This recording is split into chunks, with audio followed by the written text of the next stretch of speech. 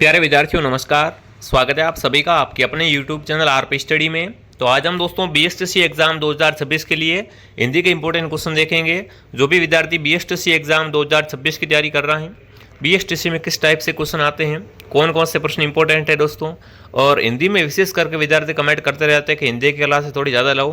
तो ये class specially Hindi का पूरा मॉडल पेपर आपके सामने रहेगा विद्यार्थियों। इस क्लास को आप ध्यान से देख लेना और हिंदी में आपको पता चलेगा कि हिंदी में आपकी तैयारी कैसी है, हिंदी को और कितना आपको पढ़ना चाहिए। तो चलिए विद्यार्थियों क्लास का शुभारंभ करते हैं। सभी का बहुत बहुत स्वागत है। बढ़िया तरीके से एक बार क्लास को शेयर कर देंगे विद्यार्थियों। तो चलिए क्लास का पहला ही क्वेश्चन आपके सामने पूछा है, उत्थान शब्द का विलोम शब्द क्या होगा। प्यारे साथियों, उत्थान शब्द का क्या बताना है आपको, यहाँ पर विलोम शब्द बताना है प्यारे विद्यार्थियों। ठीक है ना। उत्थान का मतलब क्या होता है, ऊपर उठना या प्रगति होना। ठीक है। और पतन का अर्थ क्या होता है, नीचे गिरना। ठीक है। तो आपका उत्तर रहेगा ऑप्शन डी कि उत्थान का विलोम रहेगा पतन। उत्थान का विलोम क्या रहेगा, पतन रहेगा दोस्तों। अगला प्रश्न आपके सामने क्या पूछा है, अगला ही प्रश्न आपसे पूछा है, अंधे के हाथ बटेर लगना मुहावरे का सही अर्थ है। कमेंट करेंगे दोस्तों, अंधे के हाथ बटेर लगना। ठीक है ना। अयोग्य होना, सफल होना, प्रयास से कीमती वस्तु मिलना, बिना प्रयास के कीमती वस्तु मिल जाना दोस्तों। तो सही बात है, जब अंधे के हाथ बटेर लगता है तो उसका अर्थ क्या होता है दोस्तों, बिना किसी प्रयास के कीमती वस्तु मिल जाना। ये मुहावरा तब दोस्तों प्रयोग में होता है जब किसी अयोग्य व्यक्ति को बिना मेहनत के कोई क्या है बड़ी उपलब्धि मिल जाती है, तब अपन कहते हैं कि अंधे के हाथ क्या लग गया, बटेर लग गया दोस्तों। तो आपका उत्तर रहेगा ऑप्शन डी। अगला प्रश्न दोस्तों आपके सामने पूछा है, निम्न में से अघोष वर्ण कौन सा है। प्यारे साथियों, अघोष वर्ण के बारे में पूछा है। अघोष वर्ण इसमें से कौन सा है दोस्तों, ज, अ, स या ह। प्यारे विद्यार्थियों, स। जिन वर्णों के उच्चारण में क्या होता है, स्वर में तंत्रिकाओं में कंपन न हो, उन्हें क्या कहते हैं, उन्हें कहते हैं अघोष वर्ण। ठीक है ना। तो आपका उत्तर यहाँ पर क्या रहेगा, स दोस्तों, है ना। स का जब उच्चारण करते हैं तो स्वर में क्या होता है, स्वर तंत्रिकाओं में कंपन नहीं होता है, तो ये क्या हो गया दोस्तों, आपका अघोष वर्ण हो गया। आपका उत्तर रहेगा ऑप्शन सी। अगला प्रश्न आपके सामने दोस्तों, अगला प्रश्न आपसे पूछा, आइलिया शब्द का शुद्ध रूप क्या होगा। आइलिया शब्द का क्या बताना है आपको, यहाँ पर शुद्ध रूप बताना है दोस्तों। ठीक है। तो व्याकरण की दृष्टि से आइलिया शब्द दोस्तों है वो कौन सा है सही, वो है ऑप्शन ए। जो भी विद्यार्थी ऑप्शन ए कमेंट कर रहा है, बहुत बढ़िया विद्यार्थियों, शानदार। चलिए आगे बढ़े। हाँ बिल्कुल बिल्कुल, यहाँ पर ऑप्शन नंबर बिल्कुल ए राइट है सबका। बिल्कुल ऑप्शन क्या रहेगा साथियों, ए राइट रहेगा। अगला प्रश्न आपके सामने क्या पूछा है, किस विकल्प में सकर्मक क्रिया नहीं है ना। राकेश हंसता है, पुलिस ने चोर को पकड़ा, विराट क्रिकेट खेलता है, रमेश को दवाई खिलाओ। तो देखिए विद्यार्थियों, राकेश हंसता है, हंसना क्या है दोस्तों, एक अकर्मक क्रिया है। हंसना क्या है, एक अकर्मक क्रिया है दोस्तों, क्योंकि इसमें कर्म की आवश्यकता नहीं होती है ना। और अन्य वाक्य में दोस्तों क्या है, चोर, क्रिकेट और दवाई में कर्म है। तो आपका उत्तर यहाँ पर रहेगा, राकेश हंसता है वो क्या है दोस्तों, अकर्मक क्रिया का उदाहरण है, सकर्मक का उदाहरण नहीं है प्यारे दोस्तों। अगला प्रश्न आपके सामने, निम्न में से किस में द्विगु समास का उदाहरण नहीं है ना। इनमें से कौन सा द्विगु समास का उदाहरण नहीं है विद्यार्थियों, फटाफट कमेंट करेंगे। त्रिलोकी, 2, 3, पंचवटी, सप्ताह। तो आप सबको पता है दोस्तों, 2, 3 में क्या है दोस्तों, 2 और 3 में द्वंद्व समास है। ठीक है ना। बाकी त्रिलोकी, पंचवटी, सप्ताह ये क्या है, संख्यावाचक होने के कारण द्विगु समास है दोस्तों। तो आपका उत्तर यहाँ पर रहेगा ऑप्शन बी। जो भी ऑप्शन बी को सही कर रहा है, बहुत बढ़िया। अगला प्रश्न दोस्तों आपके सामने है, नीलकंठ शब्द में कौन सा समास प्रयुक्त हुआ है। नीलकंठ के अंदर दोस्तों आपको समास बताना है, बहुब्री, क्रमधारय, द्वंद्व, तत्पुरुष।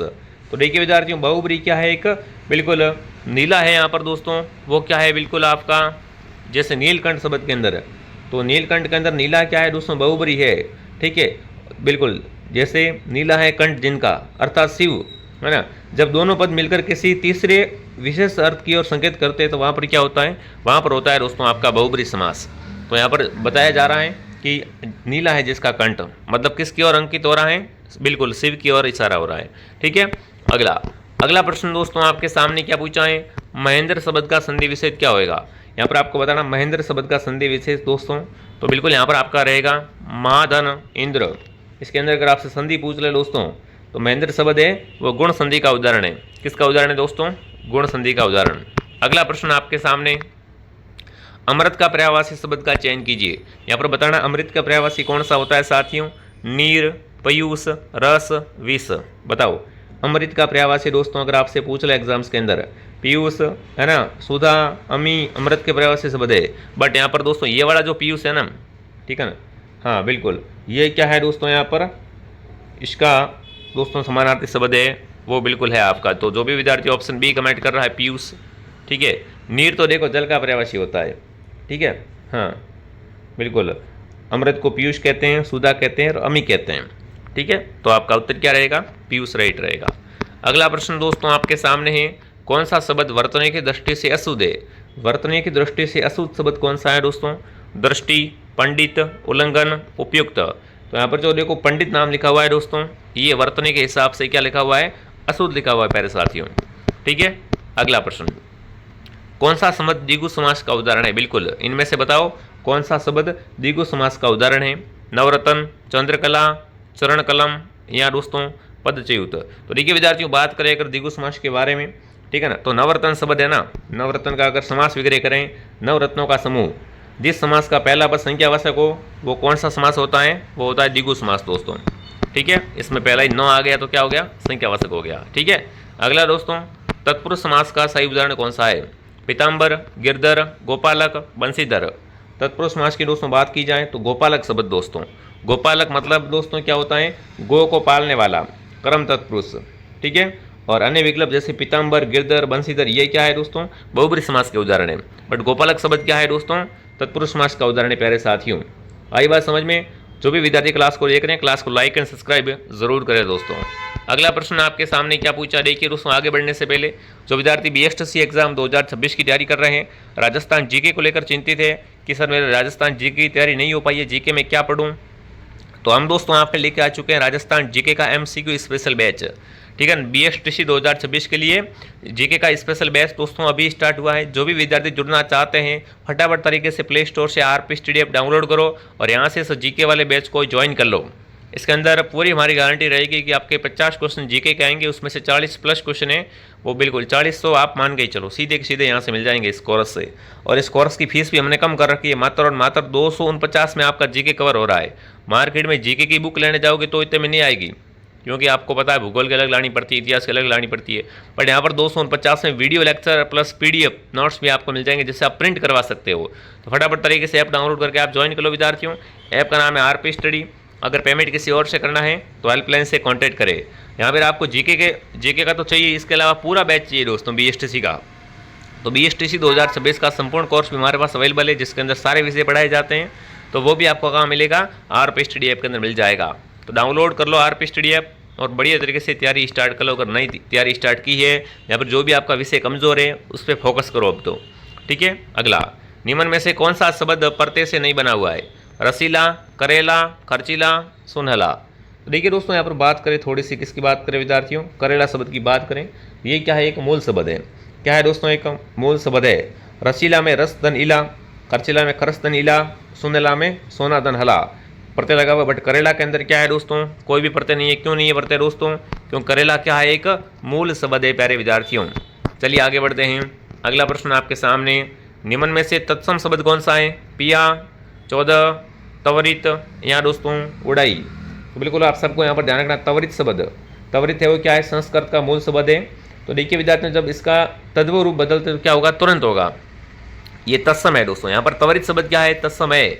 इसको अपन क्या करेंगे, तद्भव में बदलेंगे ना। अगर इसको अपन तद्भव में बदलेंगे तो क्या बन जाएगा, तुरंत बन जाएगा, ठीक है। अगला प्रश्न दोस्तों आपके सामने क्या पूछा है, त और थ किस वर्ण के व्यंजन है। त और थ की बात करें साथियों, इनका उच्चारण दंते से, कंठ से, तालवे से या मूर्धन्य से। तो बिल्कुल आप सबको पहले साथियों पता है ये क्या है, त और थ दोस्तों है, ये क्या है, दंते से बिल्कुल इसका उच्चारण है। और बिल्कुल इसका उच्चारण जीभ के दांतों को छूने से होता है, इसलिए इन्हें क्या कहते हैं, दंत व्यंजन कहते हैं दोस्तों। अगला प्रश्न दोस्तों आपके सामने पूछा है, हर्ष का विलोम क्या होगा, दुख, शोक, कष्ट, खेद। तो प्यारे विद्यार्थियों, हर्ष है ना, हर्ष, शोक बिल्कुल का अर्थ दोस्तों खुशी होता है, ठीक है। और इसी का अगर दोस्तों बात करें, हर्ष का तो अर्थ क्या होता है, खुशी होती है। और शोक का अर्थ क्या होता है, गहरा दुख होता है। तो हर्ष का विलोम होगा शोक। क्या रहेगा, शोक है वो हर्ष का विलोम होता है। अगला प्रश्न आपके सामने, निम्न में से अन उपसर्ग किस शब्द के अंदर प्रयुक्त नहीं हुआ है? अन उपसर्ग किसके अंदर नहीं है? अन्याय, अनीति, अनुभव, अविकासी। तो देखिए विद्यार्थियों, अन दोस्तों है ना, अन, बिल्कुल निम्नलिखित में से अन दोस्तों हैं, तो बिल्कुल आप सबका उत्तर आ चुका है। देखिए अन्याय में अन उपसर्ग बिल्कुल ठीक है, अन्याय के अंदर, अनुभव के अंदर, अनीति के अंदर। तो आपका यहाँ पर उत्तर जो रहेगा वो रहेगा दोस्तों अनुभव। क्या रहेगा उत्तर यहाँ पर? अनुभव। ऑप्शन आप सबका राइट रहेगा। अनुभव के अंदर अनु उपसर्ग है। कौन सा उपसर्ग है दोस्तों? अनु है, अन नहीं है। ठीक है। अगला प्रश्न दोस्तों आपके सामने पूछा है, किस मुहावरे का अर्थ धोखा देना होता है? आंखें खोलना, आंखें फेरना, आंखों में धूल झोंकना, आंखें चुराना। तो देखिए जो धोखा देने के लिए मुहावरा उपयोग करते हैं, आंखों में धूल झोंकना, मतलब किसी को चालाकी से धोखा दे देना, उसे अपन क्या कहते हैं? आंखों में धूल झोंकना। तो आपका उत्तर सी ऑप्शन राइट है। ठीक है। अगला विद्यार्थियों, अग्नि शब्द का पर्यायवाची कौन सा होगा? बताओ भैया, अग्नि का पर्यायवाची कौन सा होता है? अतल, अनल, अनिल, अखिल। मेरे विद्यार्थियों, अनल क्या होता है दोस्तों? अग्नि का पर्यायवाची होता है, और अनिल का अर्थ तो वही होता है, वह होता है। ठीक है, हाँ बहुत बढ़िया दोस्तों। तो आपका उत्तर रहेगा अनल। अग्नि का पर्यायवाची कौन सा होता है? अनल होता है। अगला प्रश्न दोस्तों आपके सामने, बाण का सही पर्यायवाची कौन सा है? सर, सर, चाप, सिर। फटाफट कमेंट करेंगे दोस्तों। तो बिल्कुल बाण का सही पर्यायवाची होता है सर। जो भी ऑप्शन बी को सही कर रहे हैं, बी वाला ऑप्शन क्या रहेगा दोस्तों? यहाँ पर एकदम राइट रहेगा। ठीक है ना। सर का मतलब क्या होता है? तालाब होता है। ठीक है, बिल्कुल ऊपर वाले सर का मतलब तालाब होता है, और नीचे जो मैंने आपको सर बताया इसका मतलब क्या होता है? बिल्कुल इसका अर्थ होता है वो अपना बाण, या आप कह सकते हो सहायक। ठीक है। चलिए, जिसने भी दोस्तों क्लास को लाइक नहीं किया, क्लास को लाइक एंड सब्सक्राइब करें, और शाम को 9 बजे हमारी डेली लाइव क्लास आती है, उस लाइव क्लास में भी आप जरूर जुड़े। अगला है, निम्न में से देशज शब्द कौन सा है? कबूतर, मृत्यु, घोंट, पुलिस। देशज शब्द की बात करें दोस्तों, घोंट क्या है दोस्तों? एक बिल्कुल घोंट शब्द एक देशज शब्द है जिसकी उत्पत्ति का पता नहीं चला है। पुलिस अंग्रेजी है, कबूतर फारसी है। तो आपका उत्तर रहेगा घोंट। क्या रहेगा? घोंट है वो देशज शब्द माना गया है। अगला प्रश्न दोस्तों, एक ही माता से उत्पन्न पुत्रों के लिए सही शब्द क्या होगा? बिल्कुल एक ही माता से उत्पन्न पुत्र को दोस्तों क्या कहेंगे? तो देखिए भाई कहेंगे, बंधु कहेंगे, सहोदर कहेंगे, मतरज कहेंगे। प्यारे साथियों, एक ही माता से उत्पन्न पुत्रों के लिए सही शब्द रहेगा, वो रहेगा क्या रहेगा? बिल्कुल वो रहेगा सहोदर। सहोदर का मतलब क्या होता है? एक ही कोख या एक ही माता से उत्पन्न भाइयों को सहोदर के नाम से जाना जाता है साथियों। ठीक है। अगला प्रश्न आपके सामने, निम्न में से कौन सा संपत्ति का विलोम शब्द है? दरिद्रता, निर्धनता, खीनता या विपत्ति। तो पहले साथियों, संपत्ति का विलोम क्या होता है? विपत्ति होता है। संपत्ति का मतलब होता है धन दौलत या अच्छा समय। ठीक है। और विपत्ति का मतलब क्या होता है? संकट या बुरा समय। तो आपका उत्तर रहेगा विपत्ति। क्या रहेगा? विपत्ति ऑप्शन आपका राइट है। अगला प्रश्न आपके सामने, कौन सा शब्द पंकज का पर्यायवाची है? तो पंकज का पर्यायवाची दोस्तों कौन सा है यहाँ पर बताओ? जलज। बिल्कुल प्यारे साथियों, जलज है वो बिल्कुल जल में जन्म लेने वाला कमल। ठीक है, बिल्कुल। तो आपका उत्तर क्या रहेगा? कमल या पंकज दोस्तों आपस में पर्यायवाची है। तो आपका डी ऑप्शन राइट है। अगला है, जिसका कोई शत्रु न हो। वाक्यांश के लिए एक शब्द क्या रहेगा?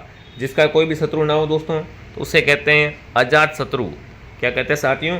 अजात शत्रु, जिसके शत्रु ने जन्म न लिया हो या जिसका कोई शत्रु ना हो। ठीक है। तो आपका उत्तर ए राइट है। अब देखो विद्यार्थियों, आगे बढ़ने से पहले जो विद्यार्थी BSTC एग्जाम 2026 की तैयारी कर रहे हैं, BSTC की गोल्डन टेस्ट सीरीज हमारे ऐप के अंदर उपलब्ध है। इसके अंदर आपको कुल 21 टेस्ट मिलेंगे। जब एग्जाम देने जाओ उससे पहले 21 बार टेस्ट दे के जाना, तब कहीं ना कहीं आपका नंबर आएगा, क्योंकि पहली बार तो हर कोई गलती कर लेता है। अगर आप 21 बार टेस्ट दे के जाओगे तो बहुत कम दोस्तों प्रायिकता बनती है कि आप वहाँ पर है बिल्कुल असफल हो। बिल्कुल बढ़िया तरीके से तैयारी करोगे तो आप सफल होंगे ज़रूर। तो रामबाण जड़ी बूटी आपको मिलेगी। 17 टॉपिक वाइज टेस्ट है, 4 फुल टेस्ट है, प्रत्येक टेस्ट में 200% है दोस्तों। तो जो भी विद्यार्थी जुड़ना चाहता है, प्ले स्टोर से ऐप डाउनलोड कर लो। अगर पेमेंट किसी और से करना है तो हेल्पलाइन से कॉन्टैक्ट करें। मैं आपको मिलता हूँ दोस्तों नेक्स्ट क्लास में। जय हिंद, जय भारत।